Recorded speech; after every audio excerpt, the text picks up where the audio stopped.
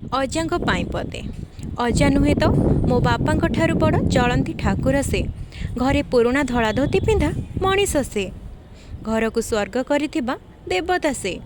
कौन जे कहबे आउ मो कलमर स्याही सरीजीव पछे शब्द फिका पड़ीजिव। दांड पिंडारे चौकीटीए पकई बसी थांती सब बेले से। ज्ञानी गुणी ठारू कम पड़ेनि। भारी रागी लोकटीए हेले स्वार्थ नथिबा समस्तिंक मन को बुझुथिबा भल मनीषटीए से। मुना आज भी तांको पाई छोट पिलाटीए। छोट बेलू बापा माँ को स्नेहर कमी करि नथिबा लोकटीए मो अजा। पर्वपर्वाणी हो कि जन्मदिन नुआ पोशाक मो पाई आनिबारे हेला करंतिनि केबे। जेतेबेले जहाँ मागिची बिना प्रश्न रे पाखरे आनी देइछंती।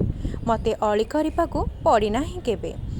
नाती नातुणी मध्यरु मु बड़ तथापि तांको पाई आज मध्य अपरिवर्तित मो मूल्य। बोधे अधिक गेला होई जाइछि जानिनी एते भल पांती काहे मते।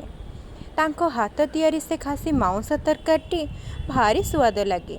पुणी रोषेई हब तो आग मते देबे चाखिबा पाई। पुणी कहिबे देखिलु एमती तम जीवन रे करि पारिबो। हेले सत कथा जे तांको हाथ रंधार स्वाद आउ का हाथ रे नाही। रजरे घर भितरे मो पाई निजे दोली बांधिबा तांकर से बाइक रे मते स्कूल ट्यूशन नबा भारी भल लागे मते। आ हाँ कोठी जदि तांकर भोजी थाए ना से मो पाई आनी थांती किछि। जदि मु सोई पड़ी थाए कहंती मते आलो उठ उठ जा खाई दे। सब कथा को कहिले बोध हुए राति पाइजिव कथा सरीबनी। बास एतिकी कहबी अजा नुहे तो अजा रूपे से चलंती प्रतिमा। हाँ हाँ चलंती प्रतिमा मो अजा।